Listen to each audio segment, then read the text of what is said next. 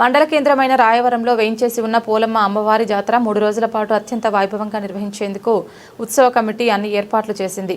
తొలి రోజు పోలమ్మ అమ్మవారి సోదరి ముత్యాలమ్మవారి జాతరను సంస్కృతి కార్యక్రమాలు బాణసంచా కాల్పులతో అత్యంత వైభవంగా నిర్వహించారు. సందర్భంగా జాతర విశేషాలను ఉత్సవ కమిటీ అధ్యక్షులు రాయవరం మండలం ఎంపీపీ నౌడు వెంకటరమణ వివరించారు. ఈ కార్యక్రమంలో వేలాదికి భక్తులు తరలివచ్చి ముత్యాలమ్మ అమ్మవారిని దర్శించుకొని మొక్కులు చెల్లించుకున్నారు. అధ్యక్షుడిని నా పేరు నౌడు వెంకటరమణ. ప్రతి సంవత్సరం కూడా జనవరి 3వ మంగళవారం మా ముత్యాలమ్మ తల్లి అలాగే పోలమ్మ అమ్మవారి జాతర వెలమ్మ కులస్తులు అలాగే చుట్టుపక్కల గ్రామ ప్రజలందరూ కూడా ఈ పండక్కి అందరూ వచ్చి మొక్కులు తీర్చుకొని అమ్మవారిని దర్శించుకొని తరిస్తూ ఉంటారు.